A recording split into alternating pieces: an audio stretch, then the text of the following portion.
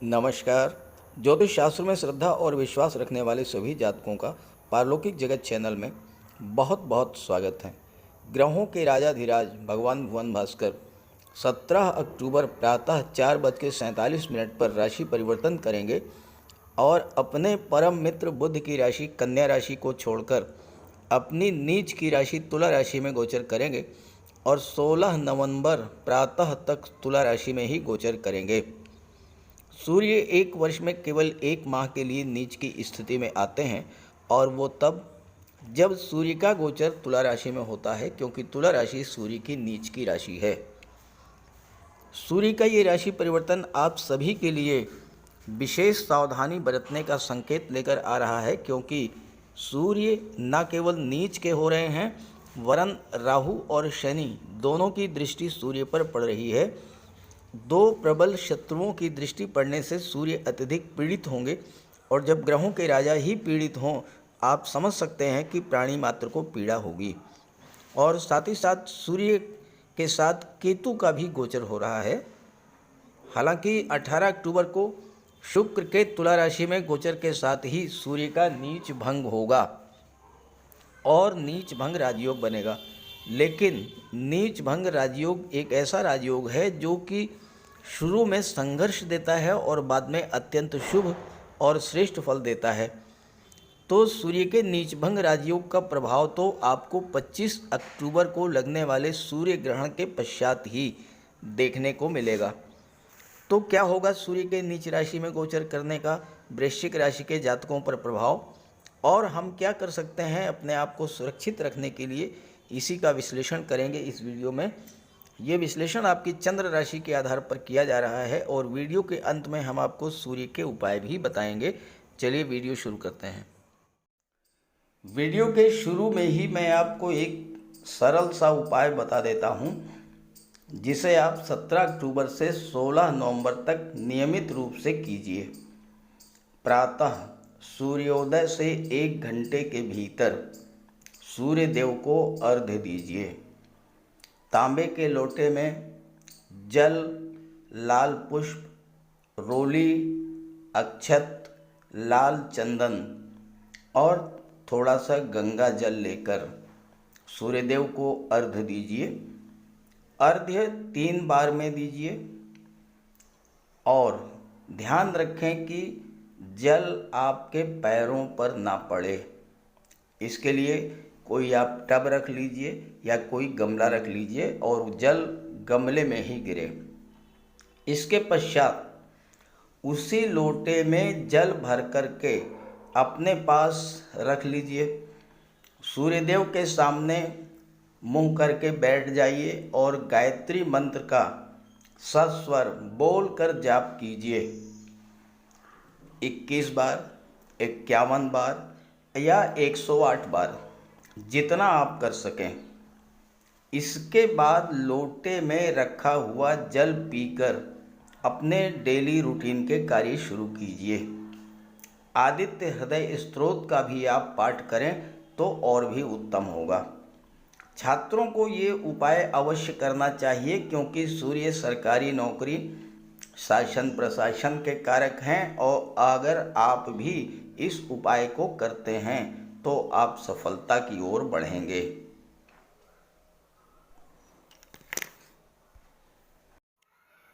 तो ये है वृश्चिक राशि के जातकों की कुंडली। आपके लग्न के स्वामी हैं मंगल और मंगल सूर्य के मित्र हैं। सूर्य के राशि परिवर्तन के साथ ही 3 और ग्रह राशि परिवर्तन करेंगे। 17 अक्टूबर को सूर्य राशि परिवर्तन करके तुला राशि में आएंगे कुंडली के 12वें भाव में। शुक्र 18 अक्टूबर को राशि परिवर्तन करके आ जाएंगे। शुक्र और सूर्य की युति बनेगी। 26 अक्टूबर को बुध भी आ जाएंगे और केतु यहाँ पर पहले से ही गोचर कर रहे हैं। मंगल भी 16 अक्टूबर को राशि परिवर्तन करके अष्टम भाव में गोचर करेंगे मिथुन राशि में। अब आपकी कुंडली में सूर्य, शुक्र, बुध और केतु का चतुर्ग्रही योग बनेगा 12वें भाव में। चतुर्ग्रही योग 4 ग्रह एक ही भाव में गोचर करें ये अत्यंत दुर्लभ योग है। और इन 4 ग्रहों में 2 तो ऐसे हैं जो कि 12वें भाव में अति विशिष्ट कारक हैं। शुक्र अपनी ही राशि तुला राशि में गोचर करेंगे और यहाँ 12वें भाव में शुक्र अति विशिष्ट कारक होते हैं। केतु भी शुक्र की राशि में गोचर कर रहे हैं और द्वादश भाव में अति विशिष्ट कारक होते हैं। सूर्य और शुक्र का अत्यंत शुभ योग बनेगा। सूर्य और बुध का बुधादित्य योग बनेगा। शुक्र और बुध का लक्ष्मी नारायण योग बनेगा। इतने सारे राजयोग आपकी कुंडली में बन रहे हैं। एक स्वाभाविक सा प्रश्न आप करेंगे कि फिर इसका लाभ क्यों नहीं मिलता। तो आप ये देखिए कि आपकी जन्म कुंडली में किस ग्रह की महादशा और किस ग्रह की अंतर्दशा चल रही है। मान लीजिए सूर्य की महादशा और बुध की अंतर्दशा चल रही है, बुधादित्य योग बन रहा है, आपको विदेश में नौकरी मिल जाएगी, किसी विदेशी कंपनी में आपको जॉब मिल जाएगा, मल्टीनेशनल कंपनी में जॉब मिल जाएगा, प्राइवेट सेक्टर में आपको जॉब मिल जाएगा। बुध व्यापार के कारक होते हैं तो विदेशी व्यापार से आपको लाभ मिल जाएगा। ये सब तो होगा, लेकिन आगे बढ़ने से पहले मैं आपको ये बता दूं कि पिछले माह आपके साथ क्या क्या समस्याएं घटित हुई थी, आपके जीवन में क्या क्या समस्याएं आई थीं, ताकि आपके साथी, आपके मित्र जो इस वीडियो को देख रहे हैं उन्हें भी ग्रहों के प्रभाव के बारे में जानकारी मिले और जो आपके साथ बीती है वैसा ही अगर मैं बता रहा हूं तो कमेंट कीजिएगा, ताकि आपके मित्रों को ये बात अच्छे से समझ में आए कि ग्रहों का प्रभाव कितना अधिक पड़ता है हमारे जीवन पर।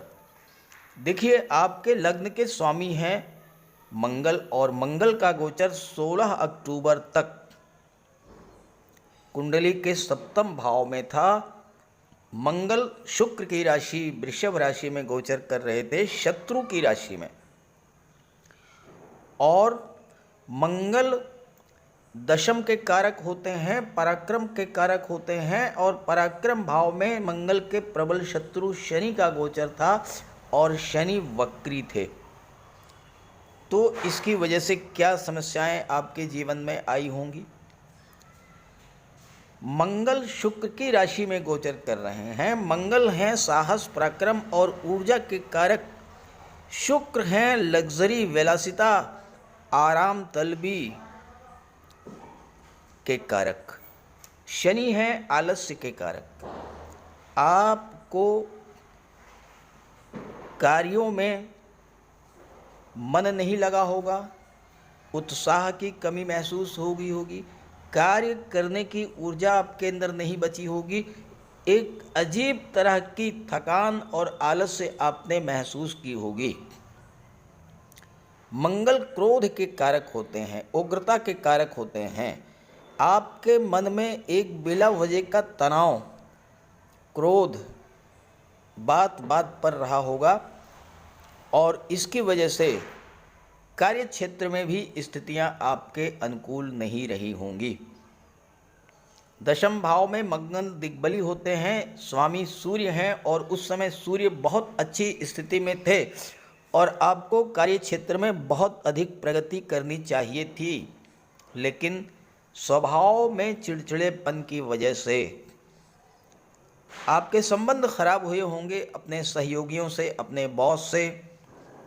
हो सकता है किसी बात पर लड़ाई झगड़ा भी हुआ हो, क्योंकि मंगल छठे भाव के भी स्वामी हैं और यहाँ पर राहु का गोचर है और मंगल और राहु का जो अंगारक योग होता है वो हर चीज़ को जला करके राख करने वाला योग होता है।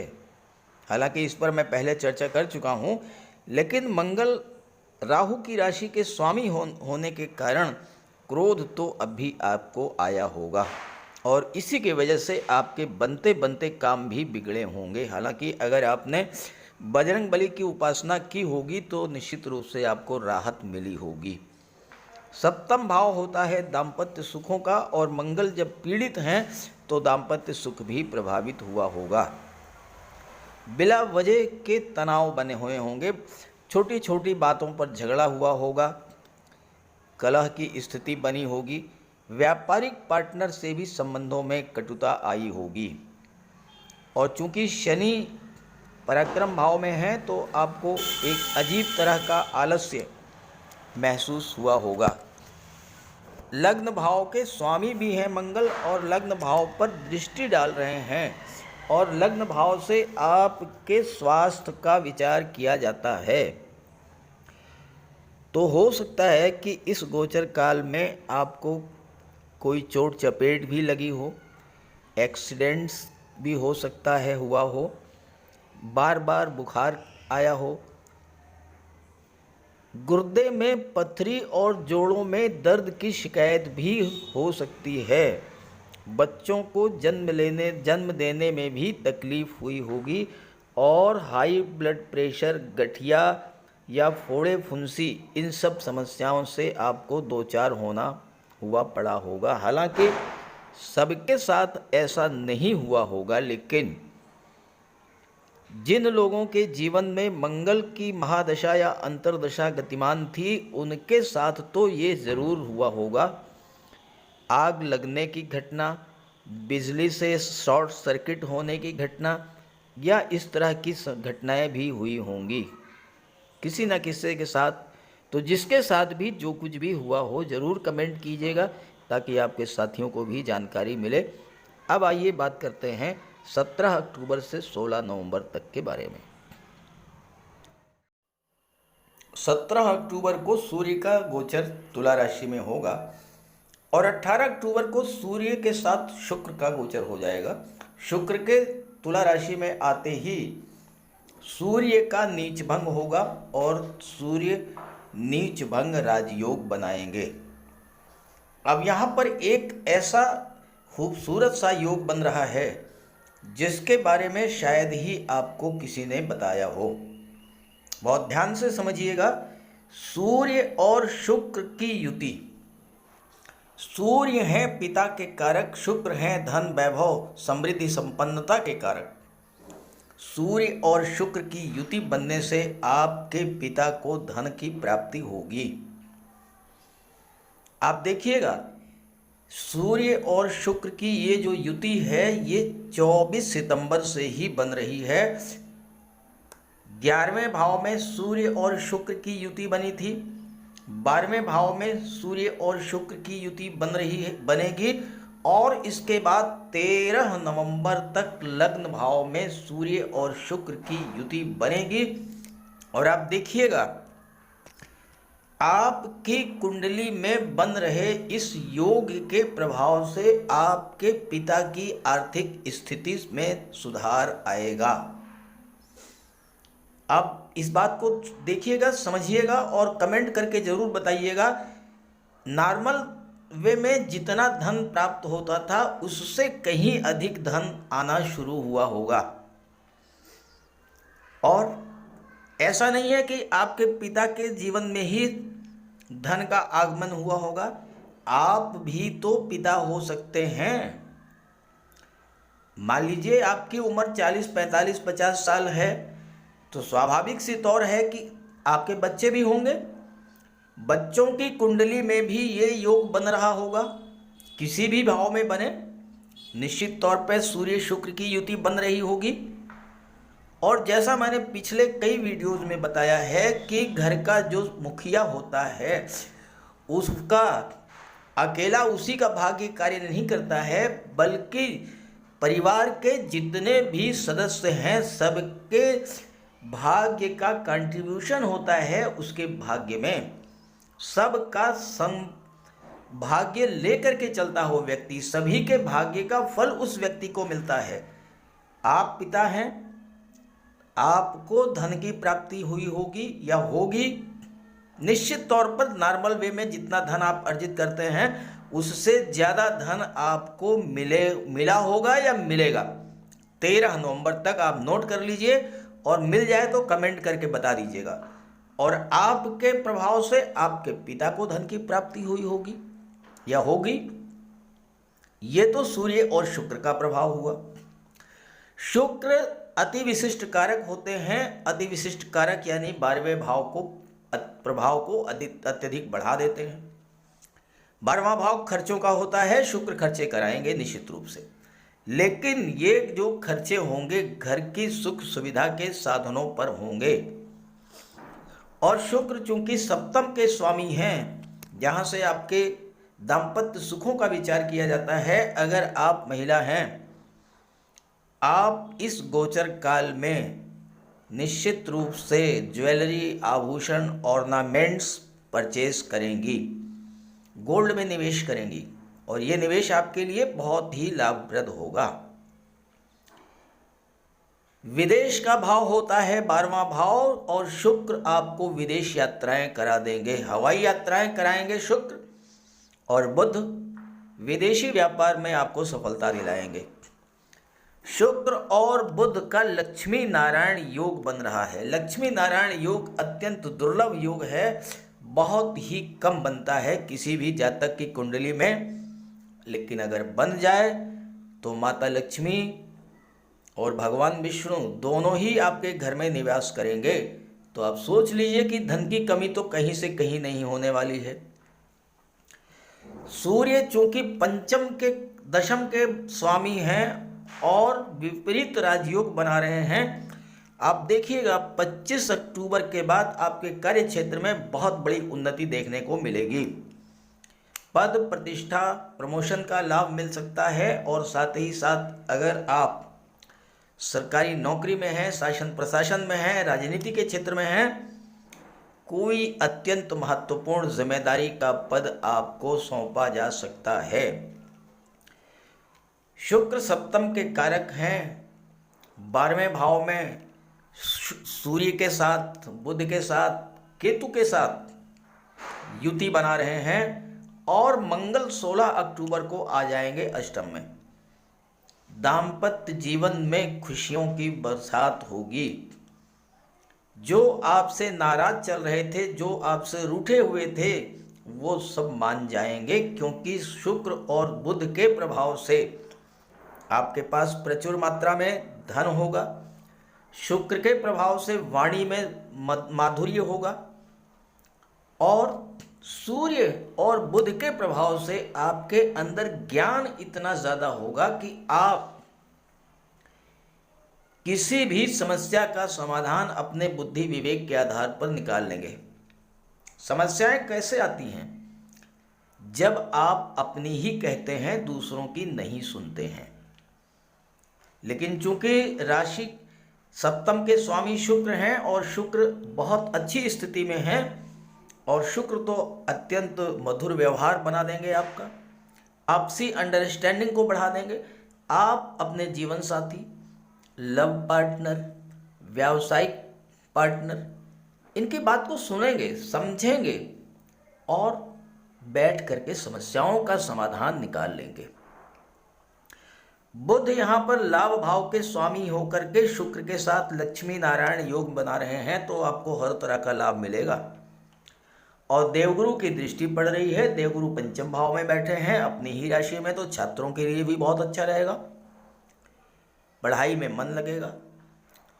प्रतियोगी परीक्षाओं में अचानक से सफलता मिलेगी, क्योंकि राहु छठे भाव में है और इसके स्वामी मंगल हैं। अचानक से आपका रिजल्ट आएगा और आपको पता लगेगा कि आपका सिलेक्शन हो गया। शनि 23 अक्टूबर को मार्गी हो जाएंगे, और 23 अक्टूबर को शनि जैसे ही मार्गी होंगे, कार्य क्षेत्र में जो भी रुकावटें थीं वो धीरे धीरे दूर होना शुरू हो जाएंगी। काम में मन लगने लगेगा, नए उत्साह के साथ आप कार्य क्षेत्र में उतरेंगे और कार्यों को गति मिलेगी। जहां तक केतु का सवाल है, केतु को शुभ ग्रह की संज्ञा दी गई है, और 12वें भाव में अति विशिष्ट कारक होते हैं। केतु अगर शुभ हैं तो रातों रात आपको सफलता दिला देते हैं, आकस्मिक धन दिलाते हैं, और आपकी भाग्योन्नति विदेश में होती है, यात्राएं खूब कराते हैं। और चूंकि 12वां भाव देवगुरु बृहस्पति का भाव होता है, और देवगुरु मजबूत स्थिति में है, केतु भी मजबूत होंगे, अच्छा फल देंगे। 12वां भाव क्या है? धर्म, अध्यात्म और मोक्ष का होता है। धर्म अध्यात्म में आपकी रुचि बढ़ेगी। मोक्ष का अर्थ है मृत्यु के बाद का मोक्ष नहीं, मोक्ष का अर्थ है इच्छाओं की तृप्ति। केतु का अर्थ है ऊंचाई या बुलंदी। तो केतु आपकी सभी इच्छाओं को पूरा करेंगे, घर के बाहर यानी विदेश में। विदेश यात्राएं कराते रहेंगे, विदेश से धन का लाभ कराएंगे। और 12वें भाव में केतु राजा के समान सुख और ऐश्वर्य प्रदान करते हैं, नाम, यश, पद, प्रतिष्ठा सब कुछ दिला देते हैं।